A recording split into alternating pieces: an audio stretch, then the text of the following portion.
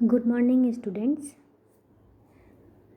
आज के इस वीडियो में हम लोग अपने क्षितिज भाग 1 का चैप्टर रसखान के सवैये इसे जानेंगे।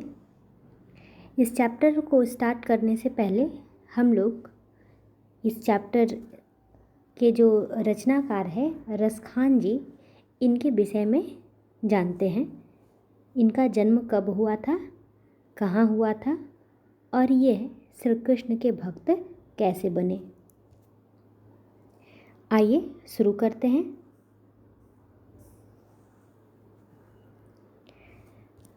आप लोग इस पिक्चर में देख ही पा रहे होंगे कि यह जो है ये रसखान है और ये श्री कृष्ण है। रसखान जी श्री कृष्ण के परम भक्त थे। रसखान धर्म से मुस्लिम थे, पर मुस्लिम धर्म के होते हुए भी वह श्री कृष्ण के परम भक्त बने। सिर्फ श्री कृष्ण की मुरली की धुन को सुनकर वह इतने मंत्रमुग्ध हो गए कि श्री कृष्ण से उन्हें इतना गहरा प्रेम हो गया कि श्री कृष्ण की हर एक वस्तु, श्री कृष्ण का मुख, श्री कृष्ण की मुरली की धुन, इन सभी में वो इतने ही मोहित हो गए कि उनके श्री कृष्ण के अलावा रसखान को और कुछ भी चीज़ें अच्छी नहीं लगने लगी। आइए जानते हैं रसखान का जन्म कब हुआ और कहाँ हुआ। जीवन परिचय के विषय में थोड़ा हम लोग जानेंगे, उसके बाद हम लोग चैप्टर पे चलेंगे। रसखान का जीवन परिचय। रसखान एक कृष्ण भक्त मुस्लिम कवि थे। कृष्ण भक्त थे पर वह एक मुस्लिम कवि थे। उनका जन्म 1548 के आसपास दिल्ली में हुआ था। उनकी मृत्यु 1628 के लगभग मानी जाती है। उनका मूल नाम सैयद इब्राहिम था। चूँकि वो मुस्लिम जाति के थे इसलिए उनका नाम सैयद इब्राहिम था। कवि रसखान भक्ति काल की रीतिमुक्त काव्यधारा के प्रमुख कवियों में से एक हैं। इतिहास में रसखान को रस की खान कहा गया है। रस की खान इसीलिए कहा गया है क्योंकि इनके सवैये, इनकी रचनाओं को पढ़कर लोग जो है इनकी रचनाओं में पूरी तरह डूब जाते हैं और उन्हें आनंद का अनुभव होने लगता है। इसलिए रसखान को रस की खान कहा गया है। इनके काव्य में भक्ति व श्रृंगार रस दोनों की प्रधानता है। ये बहुत ही सुंदर तरीके से श्री कृष्ण के मुखमंडल, गोपियों का श्री कृष्ण के प्रति प्रेम, उनका श्री कृष्ण के प्रति प्रेम, इन सारी चीज़ों का बहुत ही सुंदर तरीके से रसखान वर्णन करते हैं। रसखान कृष्ण भक्त हैं और उनके सगुण और निर्गुण निराकार रूप दोनों के प्रति श्रद्धावंत है। रसखान जी श्री कृष्ण के सगुण रूप और निर्गुण रूप इन दोनों के प्रति वह श्रद्धा रखते थे। उनके काव्य में श्री कृष्ण के प्रति जो भक्ति भावना अथवा प्रेम है वह अत्यंत दुर्लभ है।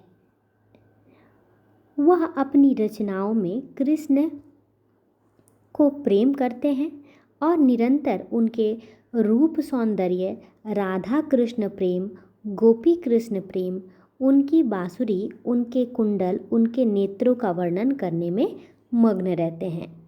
मतलब इनकी रचनाओं में क्या क्या पाया जाता है, इनकी रचनाओं में क्या देखने को मिलता है, तो कृष्ण को वो कितना प्रेम करते थे यह देखने को मिलता है।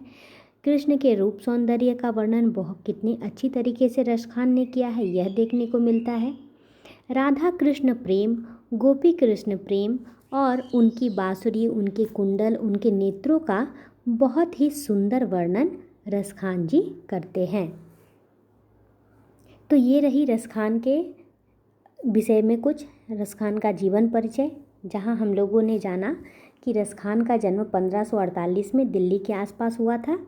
वह एक मुस्लिम कवि थे। उनका मूल नाम सैयद इब्राहिम था। रसखान श्री कृष्ण के परम भक्त थे। उन्हें रस की खान कहा जाता है। ओके, तो रसखान को रस की खान कहा जाता है। और काव्य, इनके काव्य में भक्ति और श्रृंगार रस पाए जाते हैं। तो यह हम लोग रसखान के विषय में जाना। अब हम लोग चलते हैं अपने सवैये की ओर। आज मैं आप लोगों को बताऊंगी कि सवैये को कैसे गाकर पढ़ा जाता है। ऐसे तो हम लोग दोहे को पढ़ते हैं, पर सवैये को कुछ अलग तरीके से पढ़ा जाता है। कैसे पढ़ा जाता है मैं आज आपको बताऊंगी। तो आइए शुरू करते हैं। मैं बताऊंगी कि कैसे सवैये को गाया जाता है और आप लोग इसे ध्यान से सुनना और आप लोग भी इसे गाने की कोशिश करना। ओके। मानुष हो तो वही रस खानी, बसो ब्रज गोकुल गाँव के ग्वारन। जो पशु हो तो कहाँ बस मेरो, चरो नित नंद की धेनु मंझारन। पाहन हो तो वही गिरी को, जो कियो हरि छत्र पुरंदर धारन। जो खग हो तो बसेरो करो, मिली कालीन कुल कदम के डारन। तो इस तरह से सवैये को गाया जाता है। अब हम लोग अपने पहले सवैये के अर्थ को समझेंगे। तो पहला लाइन है, मानुष हो तो वही रस खानी, बसो ब्रज गोकुल गाँव के ग्वारन। इस पहले सवैये में रसखान जी हमें बताते हैं कि वह कृष्ण से कितना प्रेम करते थे। कृष्ण जहाँ रहते थे ब्रज में, गोकुल में, उस गोकुल ब्रज के प्रति उनका कितना लगाव था, कितना वह प्रेम करते थे कृष्ण जहाँ रहते थे उस स्थान से, उसका वर्णन पहले सवैये में रसखान जी करते हैं। कहते हैं, मानुष हो तो वही रस खानी, बसो ब्रज गोकुल गाँव के ग्वारन। रसखान जी कहते हैं कि यदि मेरा आने वाला जन्म मनुष्य के रूप में हो, आने वाला जन्म यदि मेरा मनुष्य के रूप में हो, तो मैं क्या बनना चाहता हूँ? ब्रज गोकुल गाँव के ग्वारन। मैं ब्रज के गाँव के उन ग्वाल बालों के रूप में जन्म लेना चाहता हूँ। क्यों? क्योंकि वह आप लोग जानते हैं कि श्री कृष्ण जो है ब्रज गाँव के ग्वाल वालों के साथ गाय को चराने के लिए जाते थे। इसलिए रसखान जी कहते हैं कि यदि मेरा आने वाला जन्म मनुष्य के रूप में हो, तो मैं ब्रज के ग्वालों के रूप में जन्म लेना चाहता हूँ, ताकि मैं श्री कृष्ण के सानिध्य में रहूँ, श्री कृष्ण से जुड़ा रहूँ। आगे का लाइन है, जो पशु हो तो कहाँ बस मेरो, चरो नित नंद की धेनु मंझारन। दूसरे लाइन में रसखान जी कहते हैं कि जो पशु हो तो, यदि मेरा आने वाला जन्म पशु के रूप में हो, तो मैं क्या बनना चाहता हूँ, कैसा पशु बनना चाहता हूँ? नंद की धेनु, धेनु अर्थात गाय। तो बाबा नंद का गाय बनना चाहता हूँ। क्यों? क्योंकि आप सभी जानते हैं कि श्री कृष्ण जो है गाय को चराते थे, गाय चराने के लिए जाते थे। तो वह चाहते हैं कि श्री कृष्ण वह नंद बाबा की गाय बने, जिसे श्री कृष्ण चराए और वह ब्रज से जुड़े रहें, श्री कृष्ण से जुड़े रहें। तीसरी पंक्ति, पाहन हो तो वही गिरी को, जो कियो हरि छत्र पुरंदर धारन। आगे रसखान जी कहते हैं कि यदि मेरा जन्म पाहन अर्थात पत्थर के रूप में हो, तो मैं उसी गिरी मतलब पर्वत, उसी पर्वत का अंग बनना चाहता हूँ, जिसे हरि छत्र पुरंदर धारन, जिसे श्री कृष्ण ने इस ब्रज को बचाने के लिए, इंद्र के प्रकोप से ब्रज को बचाने के लिए अपनी तर्जनी उंगली में धारण किया था। तो उस गोवर्धन पर्वत का मैं पत्थर बनना चाहता हूँ, ताकि वह श्री कृष्ण से जुड़े रहे, उन्हें श्री कृष्ण का आभास होता रहे। ठीक है। आगे क्या कहते हैं, जो खग हो तो बसेरो करो, मिली कालिंद कुल कदम की डारन। फिर कहते हैं रसखान जी कि यदि मेरा अगला जन्म खग, खग अर्थात पंछी के रूप में हो तो मेरा बसेरा कहाँ होना चाहिए, यमुना नदी के कदम के वृक्ष में मेरा बसेरा होना चाहिए, क्योंकि उस यमुना नदी के निकट जो कदम का वृक्ष था वहाँ श्री कृष्ण हमेशा जाकर मुरली बजाया करते थे। तो इसलिए वह चाहते हैं कि यदि मैं पंछी के रूप में जन्म लूँ तो मेरा बसेरा उस यमुना नदी के किनारे जो कदम का वृक्ष है वहाँ पर मेरा जन्म हो, वहाँ पर मेरा बसेरा हो, ताकि मैं श्री कृष्ण से जुड़ा रहूं, उस ब्रज की भूमि से जुड़ा रहूं। ओके, तो आप लोगों ने देखा कि किस तरह पहले सवैये में हमें रसखान जी बताते हैं कि उनका ब्रज के प्रति, गोकुल में जहाँ ब्रज में श्री कृष्ण रहते थे उस ब्रज के प्रति उनका कितना लगाव था, कितना प्रेम था। वह अपने आने वाले हर जन्म में, चाहे वह किसी भी रूप में क्यों ना हो, वह हर जन्म में ब्रज में ही जन्म लेना चाहते हैं, ब्रज के किसी चीज़ का अंग बनना चाहते हैं, चाहे वो मनुष्य के रूप में हो, चाहे पशु के रूप में हो, चाहे पत्थर के रूप में हो, या चाहे पंछी के रूप में हो। ओके, तो यहाँ पर मैंने व्याख्या भी आप लोग को सुविधा के लिए दे दिया है कि प्रस्तुत पंक्ति में कवि रसखान के श्री कृष्ण एवं उनके गांव गोकुल ब्रज के प्रति लगाव का वर्णन है। इस पहले सवैये में किसका वर्णन है, श्री कृष्ण एवं श्री कृष्ण जहाँ रहते थे जिस गांव में, गोकुल ब्रज में, उनके प्रति रसखान के लगाव का इस सवैये में वर्णन किया गया है। इसी वजह से वे अपने प्रत्येक जन्म में ब्रज की धरती पर ही जन्म लेना चाहते हैं, चाहे किसी भी रूप में हो, पर वह जन्म कहाँ लेना चाहते हैं, ब्रज की धरती में ही जन्म लेना चाहते हैं, ताकि वह श्री कृष्ण से जुड़े रहें। ओके, कहते हैं अगर उनका जन्म मनुष्य के रूप में हो तो गोकुल के ग्वालों के बीच में वह जन्म लेना चाहते हैं। मानुष्य हो तो वही रसखानी, बसो ब्रज गोकुल गांव के ग्वालन, गोकुल के ग्वालों के बीच में वह जन्म लेना चाहते हैं यदि उनका जन्म मनुष्य के रूप में हो तो। फिर कहते हैं पशु के रूप में जन्म लेने पर वह गोकुल की गायों के साथ घूमना फिरना चाहते हैं। क्यों? क्योंकि श्री कृष्ण जो है, आप लोग इस पिक्चर में देखिए कि किस तरह श्री कृष्ण जो है ग्वाल बालों के साथ गाय चराने के लिए जा रहे हैं।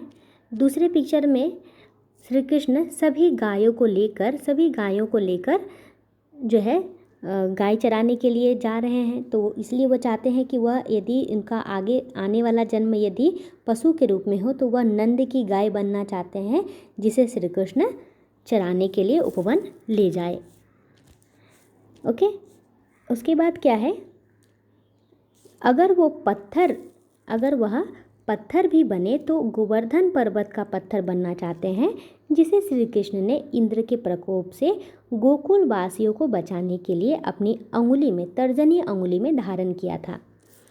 अगर वह पंछी भी बने तो वह यमुना के तट पर जो कदम के पेड़ों पर रहने वाले पंछियों के साथ रहना चाहते हैं। क्यों रहना चाहते हैं? क्योंकि उस कदम के पेड़ के पास हमेशा श्री कृष्ण मुरली बजाया करते थे, इसलिए वह वहाँ रहना चाहते हैं। तो इस प्रकार कभी चाहे कोई भी जन्म ले, वो रहना ब्रज की भूमि पर ही चाहते हैं। तो यह सवैया हमें यह बताता है कि रसखान बहुत गहरे रूप से श्री कृष्ण से जुड़े हुए थे, उनके गांव ब्रज गोकुल धाम से जुड़े हुए थे। ओके, अब हम लोग अपने सेकंड सवैये पे चलेंगे। तो दूसरा सवैया कुछ इस प्रकार से है,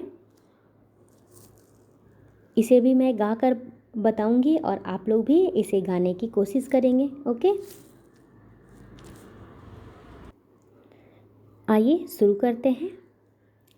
या लकुटी आरु कामरिया पर राजेती हूँ पुर को तेजी डारो, आठहूँ सिद्धि नवो निधि के सुख नंद की गाई चराई बिसारऊँ।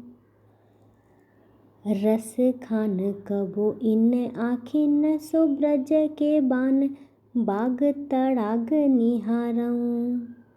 कौटिक एकल धौत के धाम करील के कुंजन ऊपर बारऊँ। तो इस दूसरे सवैये में रसखान हमें बताते हैं कि वह श्री कृष्ण के हर एक वस्तु से कितना प्रेम करते थे। हर एक वस्तु जो श्री कृष्ण से जुड़ी थी उनसे उनका कितना लगाव था, कितना प्रेम था, ये दूसरे सवैये में हमें जानने को मिलेगा। आइए पंक्ति के साथ हम लोग अर्थ को समझते हैं। पहली पंक्ति है, या लकुटी अरु कामरिया पर राजती हूँ पुर को तजीदारो। रसखान जी कहते हैं लकुटी, लकुटी मतलब लाठी और कामरिया का मतलब होता है कंबल। तो रसखान जी हमें कहते हैं श्री कृष्ण के लाठी और कंबल के लिए, श्री कृष्ण के लाठी और कंबल के लिए राजती हूँ पुर को तजीदारो, मतलब लाठी और कंबल के लिए वह तीनों लोकों का राज्य जो है छोड़ने को तैयार है। तीनों लोकों का राजपाट तक छोड़ने को तैयार है। किसके लिए? सिर्फ श्री कृष्ण के लाठी और कंबल के लिए। दूसरी पंक्ति में क्या कहते हैं? आठहु सिद्धि नवो निधि के सुख नंद की गाई चराई बिसारो। कहते हैं रसखान जी कि यदि उन्हें मौका मिले नंद की गाय चराने का, तो नंद की गाय चराने का सुख प्राप्त करने के लिए वह आठों सिद्धि और नौवों निधि के सुख को त्याग देना चाहते हैं। आप लोगों को मैं बता दूं कि जिस व्यक्ति को 8 सिद्धि और 9 निधि का सुख प्राप्त हो जाता है वह आम लोगों से एकदम परे हट जाते हैं। ईश्वर से उनका लगाव हो जाता है और उन्हें मोक्ष की प्राप्ति भी मिल जाती है।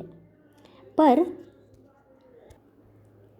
रसखान अपने नंद की गाय चराने का सुख प्राप्त करने के लिए अपने 8 सिद्धि और 9 निधि का जो सुख है वो भी त्यागने को तैयार है।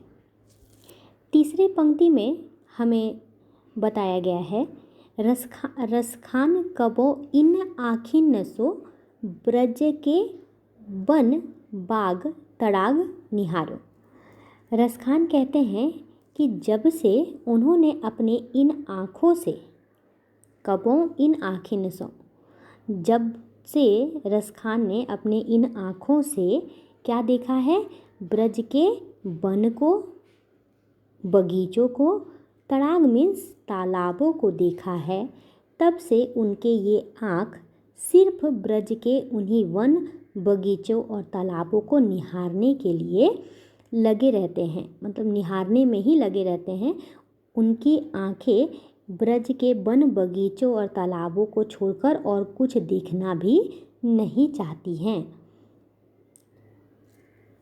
फिर अपने अंतिम पंक्ति में रसखान जी कहते हैं, कौटिक एकल धौते के धाम करील के कुंजन ऊपर बाराऊं।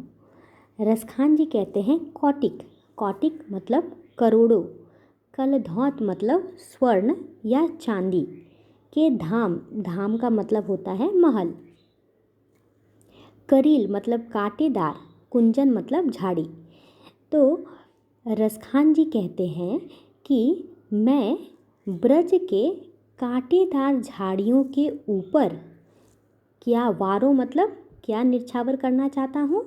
करोड़ों सोने और चांदी के महल निछावर करना चाहता हूँ।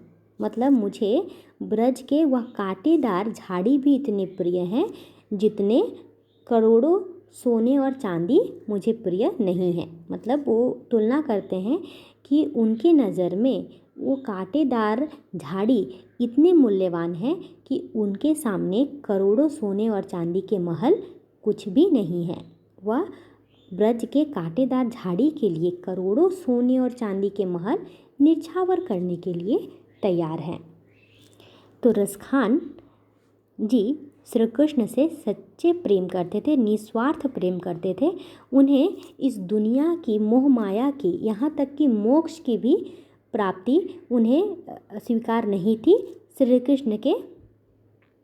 कृष्ण को पाने के लिए। मतलब श्री कृष्ण की हर एक वस्तु से उन्हें इतना प्रेम था कि वह उनके हर एक छोटी सी बड़ी वस्तु के लिए वह अपने बड़े से बड़े चीज़ को त्यागने के लिए तैयार थे। जहाँ वह लाठी और कंबल के लिए अपने तीनों लोकों के राजपाट छोड़ने को तैयार थे, जहाँ नंद की गाय चराने के लिए वो आठों सिद्धि और नवों निधि के सुख त्यागने को तैयार हैं, जहाँ उनकी आंखें सिर्फ और सिर्फ ब्रज के वन, बगीचे और तालाबों को ही निहारने में लगी रहती है।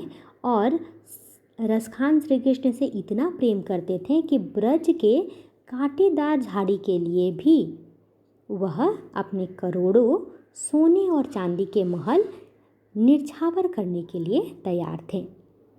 तो हम लोगों को दूसरे सवैये से यह मालूम चला कि रसखान जी श्री कृष्ण से कितना प्रेम करते थे, और प्रेम ही नहीं निस्वार्थ प्रेम करते थे।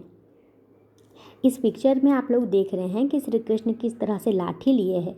तो इसी लाठी और इसी कंबल के लिए, श्री कृष्ण के इसी लाठी और कंबल के लिए रसखान हर कुछ तीनों लोकों का राजपाट त्यागने को तैयार हो गए थे, जो आज के समय में आम व्यक्ति के लिए यह चीज़ करना बहुत मुश्किल है।